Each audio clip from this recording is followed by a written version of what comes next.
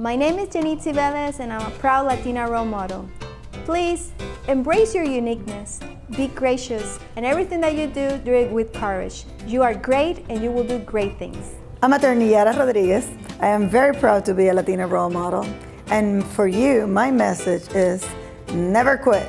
Keep at it and work 24/7 for whatever dream you have, because your dream will become a reality. This show is brought to you by Boricua Beer, coming to your local retailer.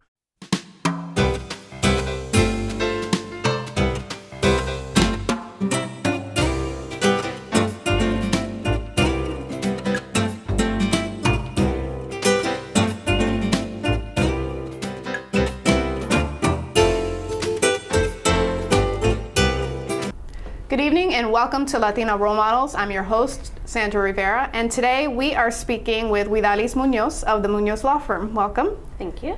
And you are currently practicing law, right? Yes, I am. And how long have you been doing that? For about 5 years. Okay. And can you tell me a little bit about how you got interested in the law? What got you to go into this profession? Well, I've always wanted to become a lawyer ever since I was a little girl, and I used to always see things on TV, different legal shows, and it always got me interested in helping people, and I always saw that, the justice system, how it worked. So I was very interested in becoming a lawyer, even since I was little. Okay. Did you have an idea, even at that young age, of what type of law you wanted to practice? You said you wanted to be involved in the justice system. Did you have a focus? Well, I thought when I was younger that I wanted to be like a district attorney or something, or a prosecutor, but as time went on and I went into law school, I realized that that's not where my strong areas were. So I actually wanted to just help people in a different capacity, and right now I do divorce law, personal injury, and bankruptcy, which is what I like. Right. So you're there at some of the most stressful periods of people's lives, whether they're in the middle of a divorce or child custody situations, or if they find themselves in financial distress and have to file bankruptcy. Those are pretty stressful situations. Very stressful. What do you bring to the table? How do you help your clients deal with the emotions of that, aside from the law?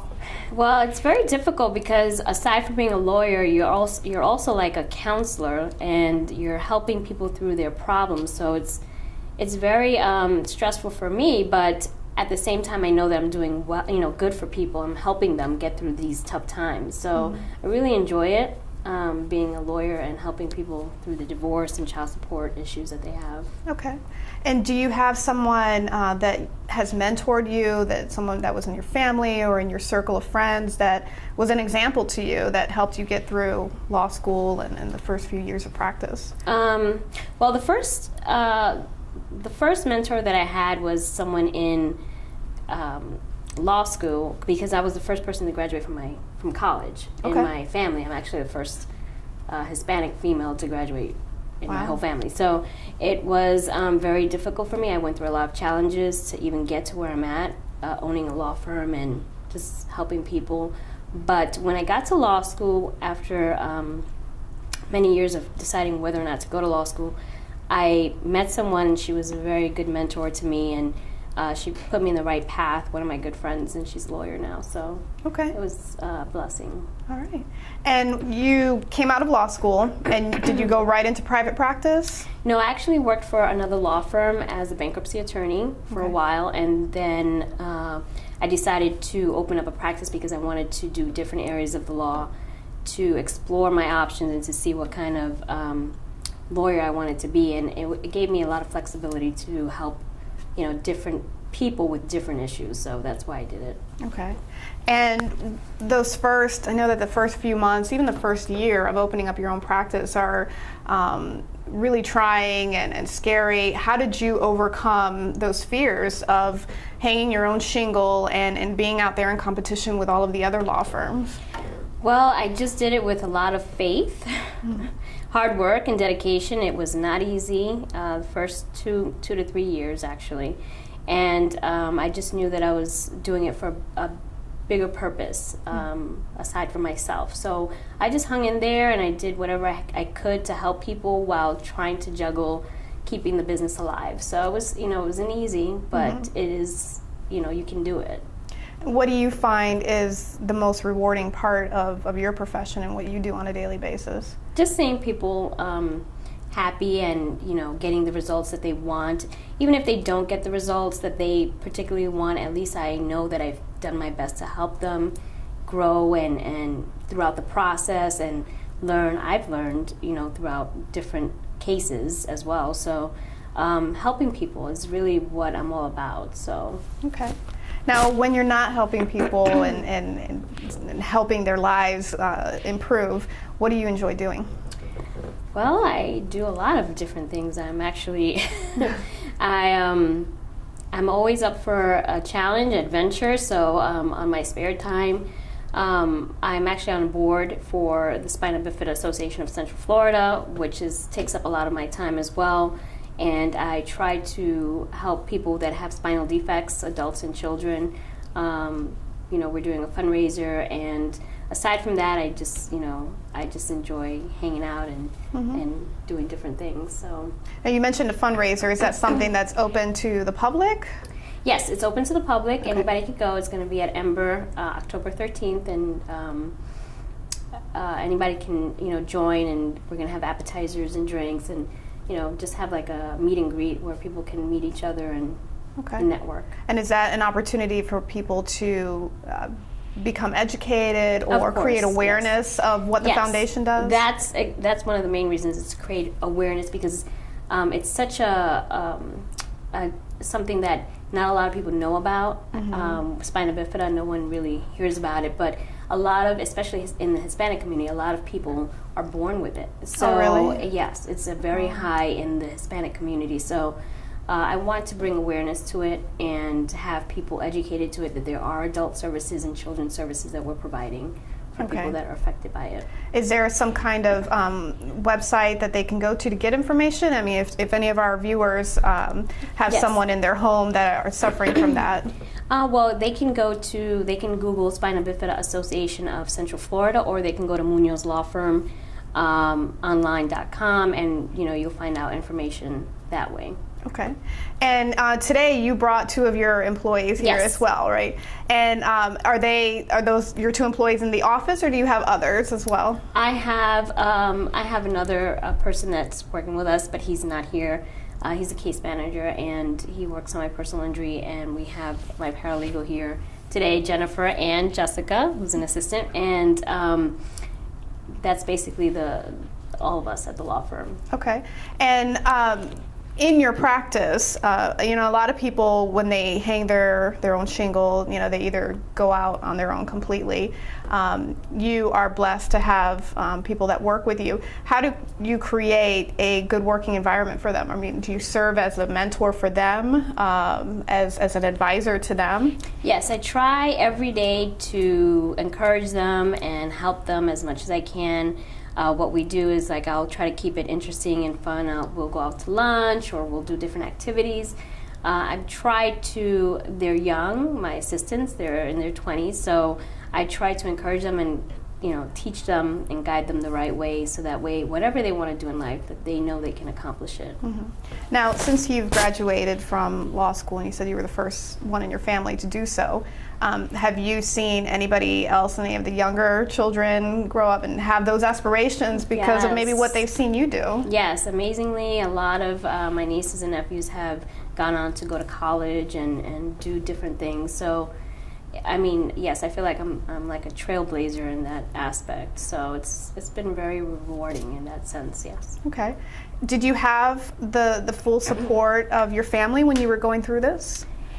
Well, I did have moral support, but not the support. Since I was the first one doing it, it was kind of like I had to teach myself and guide myself. So I had to look for resources to help me get to where I'm at. And yes, they were there for me, but of course I came from a traditional Hispanic family that didn't really, the females didn't really go out and work. So And where are you from, or where's your family from? My family's from Puerto Rico. Okay. And I was raised in New York, in the Bronx, in the South Bronx. And so, you know, it's a very different, I was doing something that not everyone did. So it was very challenging for me. Okay. But I did it. Okay. And you've essentially got two minority statuses. You're a woman and you're a Latina. And unfortunately, you live in a community or in a city that, the population is growing. But I imagine that being a Latina female attorney still has its challenges within this type of profession. Have you encountered any of that? Anything that made it difficult or more challenging for your role or for the position that you hold than maybe a white male, for example? Yes, I have. Actually, it's very funny because some people don't think that because you're Hispanic and you're a woman, or if, that you can be just as smart as a white male, or you can handle a case like a white male or anybody else, or male in general. I mean, and it's very interesting when I have consultations, because some people will come across like, well, first of all, they're surprised when I walk into the room sometimes because I'm a Hispanic, I'm a female, and once you start talking to them and you explain the law, then you're given respect, but it is challenging to go through that. And so you feel like you have to kind of prove yourself more than maybe somebody else would. Yes. Okay. A lot of the times. Where did you go to school for law school? Barry University. Okay. Right here in Colonial. Yeah, absolutely. All right. And with is the majority of your client base, is it pretty varied, or do you feel like the majority are more Hispanic? The majority are more Hispanic. I do have a variety of clients, but the majority are Hispanic, and I think they feel more comfortable with Hispanic attorneys, because we speak the language and we're able to, convey what's going on in a manner that they can understand. So yes, I do have a majority of Hispanic clients, and I enjoy them. Do you find that because you share the same cultural background, that they kind of take you in as a part of their family, depending on how long the case goes on? Yes, all the time. I'm always invited over for dinner. They always bring me gifts, so you feel like you're a part of their family, and it's just an extension of you. So I always sometimes call my past clients and say see how they're doing, how their kids are doing, how their moms are doing. Right. So it's just, it's nice. Right. I enjoy it. And keep the communication open with them. Okay.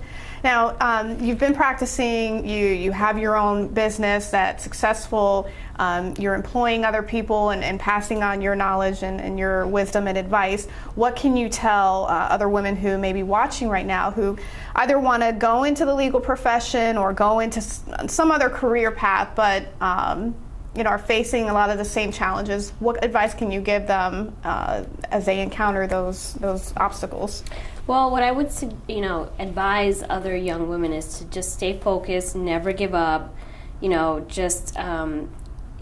settle for less. If you have a dream, go after it. Just go after your dream, because once you do that, many doors will open. Even if you encounter some roadblocks, just keep going. Stay strong.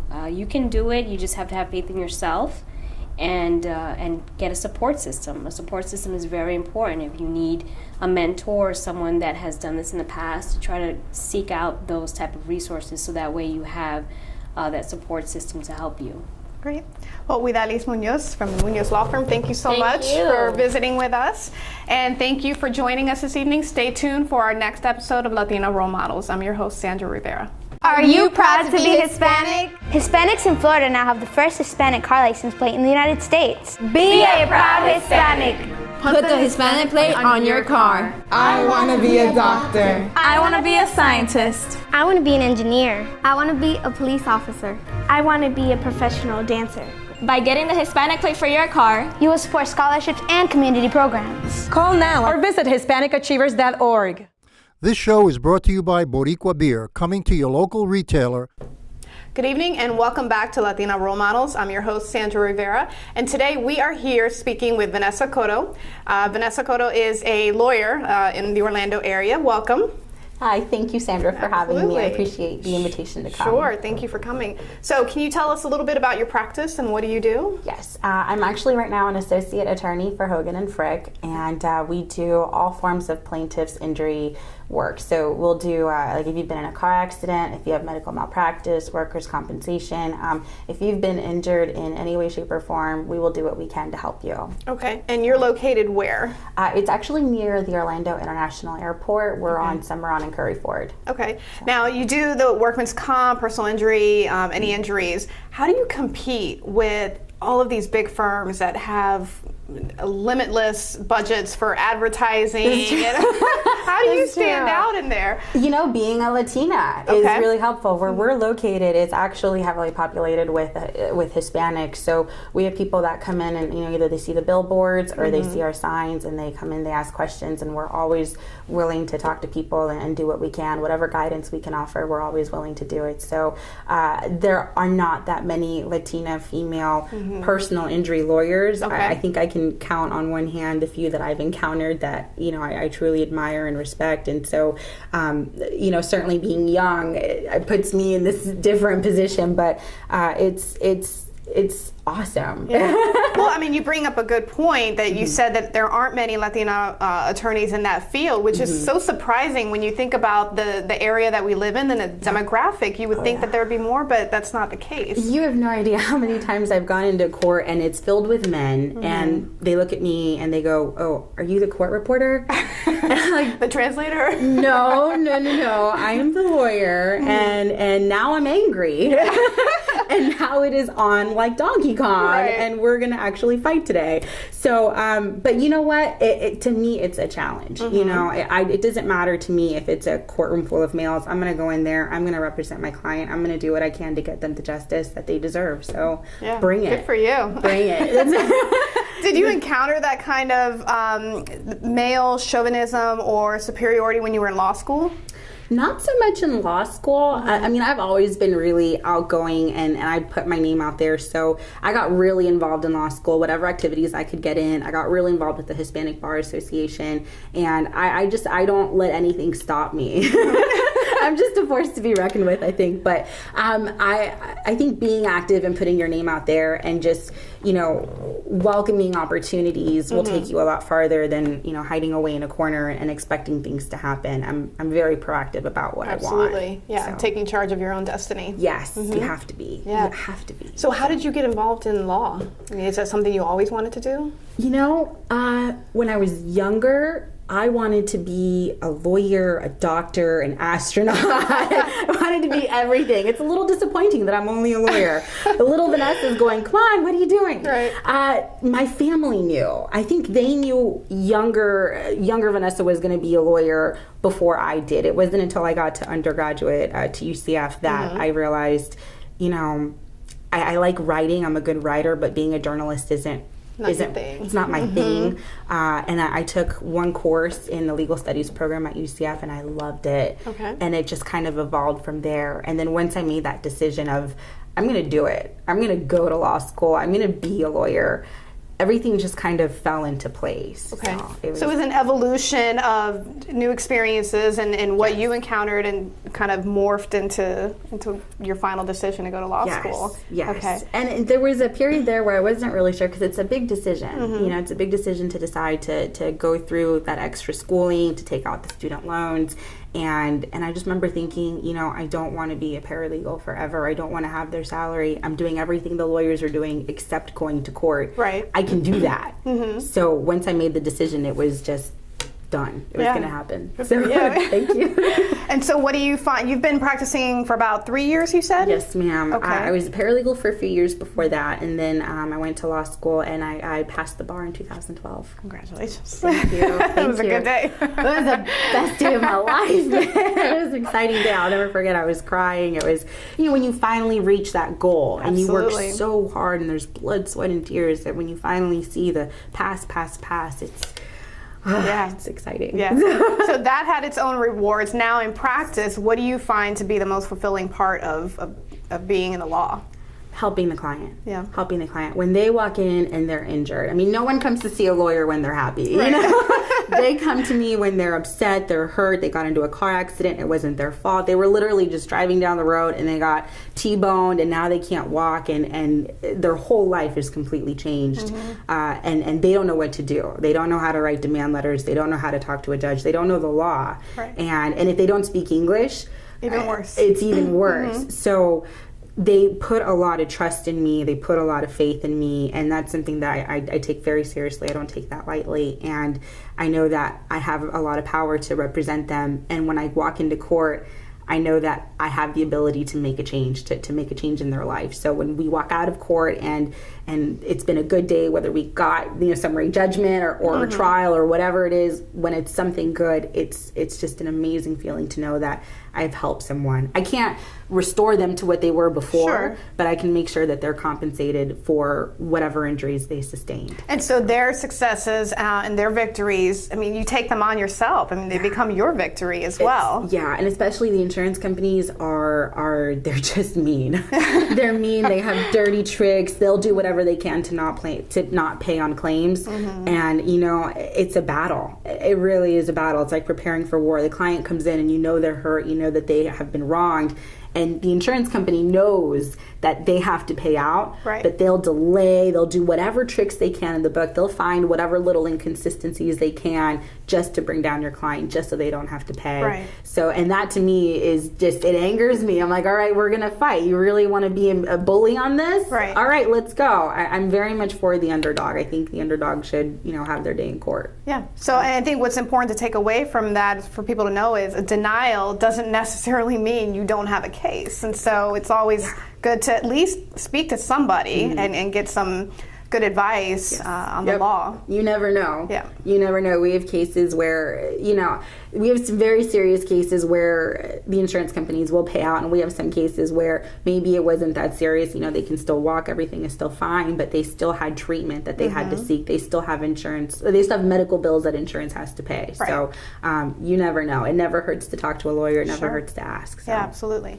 So you've got that good part of your job where you bring good news, hopefully, to people. But I imagine it comes with a lot of challenges, especially when people are in these situations and their whole world has been turned upside down by this accident, whether they can't work anymore, they can't provide for their family. I mean, it has a domino effect when these things happen. How do you deal with those challenges and the emotions, or keep yourself from getting too wrapped up in the emotion of it? It's hard. It's really hard. I remember my first year out, it was really hard for me to separate the professional from the personal, and I took a lot of it on me. I put a lot of it on my back, and I had to work with a lot of mentors, a lot of my friends who were also lawyers. I worked with my partners at the time, and I asked them, how do you have that boundary? How do you set some time for yourself? And that's something that I still struggle with, because at the end of the day, whether we win or lose the case, I still get to go home and put on Netflix. But the person who was in that car accident, they don't have that same luxury. They're still injured. So for me, it's about doing what I can. If I have to work a 12-hour day, a 15-hour day, I will do it. But I also have to remember to take care of me, because at the end of the day, I can't help anybody if I'm not taking care of myself. So it's a work in progress, but I think I'm doing better at it now than I did at first, because at first I was going crazy working. So but you do what you can. Yeah, absolutely. And so with that being said, what do you like to do to kind of decompress and get away from it from time to time? I do a lot of things. I travel a lot. I've been to actually 3 different continents already. Oh. So yeah. Excuse me. No, I want to see the world. I think traveling is important, and it definitely helps bring a different perspective to whatever problems you have. Sure, I'm stressed about this, but it's nothing compared to what's going on in Egypt right now. So it's good perspective, and I also do a lot of running. Okay. I love running. What is your goal? I mean, everybody has a goal when they love to run. So this year, my goal was to do 12 half marathons, and I'm at 6 right now. So.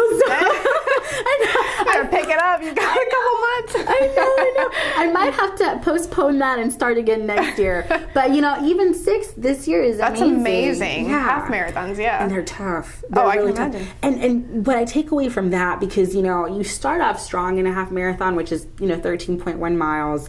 And you start off strong, but around mile 6, 7, 8, you really start to feel it. Why did I do this? You start questioning yourself, why did I do this? Why? And then you realize it's all mental. It's all in your head. When you think like, man, I need to just stop, I need to quit, something inside of you says, no, keep going. Don't stop. You need to get to that finish line. You need to cross it. You need to get your medal. And when you do it, it's a huge sense of accomplishment. Like you just feel really good about yourself and you feel like you can take over the world, which for me is great because then I go into court on Monday and I go, okay, insurance company. I just ran a half marathon. Yeah, I might be sore, but I'm still going to kick your butt. Right. So, you know, I definitely love to run. I love to travel.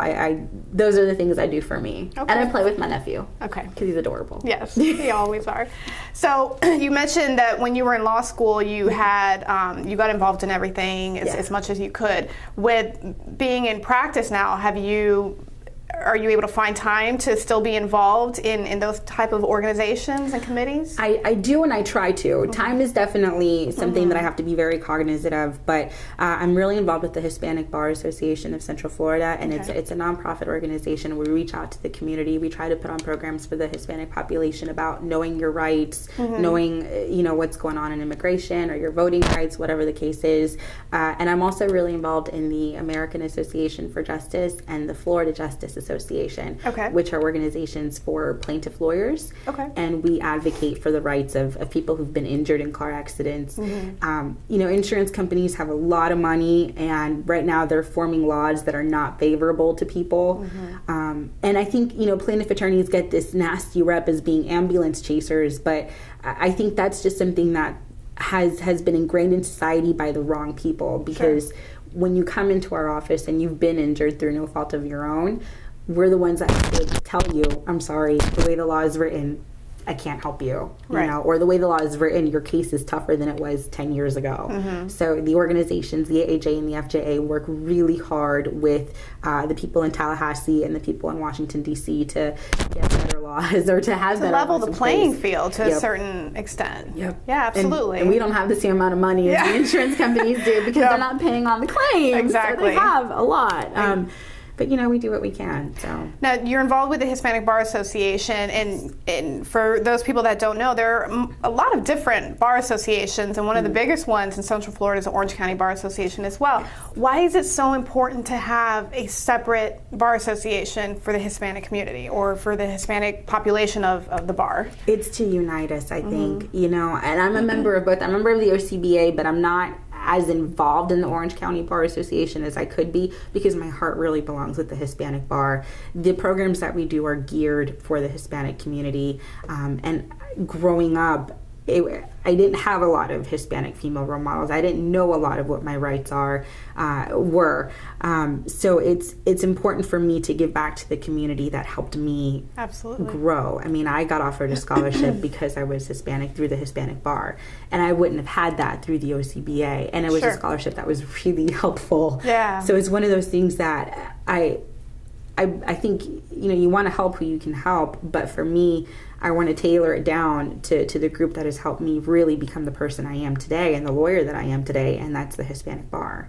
So my heart is with that organization. Absolutely. Well, thank you for doing that. So you're here today in a position to be able to offer some words of wisdom to the viewers, and especially women who are maybe embarking on their own path, their own career path. What can you tell them about getting through those tough times and staying on track to what it is that they want to do? There's a lot. There's a lot to say. First, I would say that you can't always be right, but you can always be confident.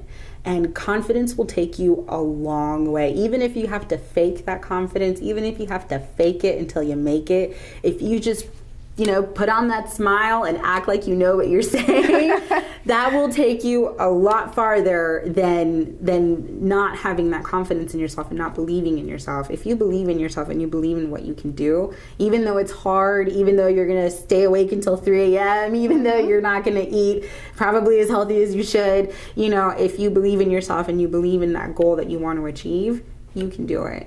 Great advice. Really good advice. Well, Vanessa, thank you so much for joining me. It was very nice meeting you, and best of luck in your profession. Thank you very much. Thank you for joining us at Latino Role Models. I'm your host, Sandra Rivera. Have a good night.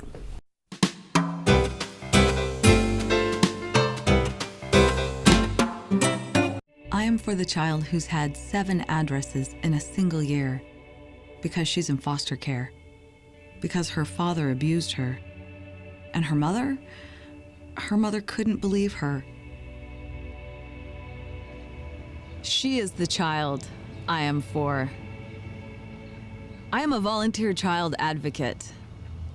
I am you. Florida residents call toll-free 866-341-1425. This show is brought to you by Boricua Beer, coming to your local retailer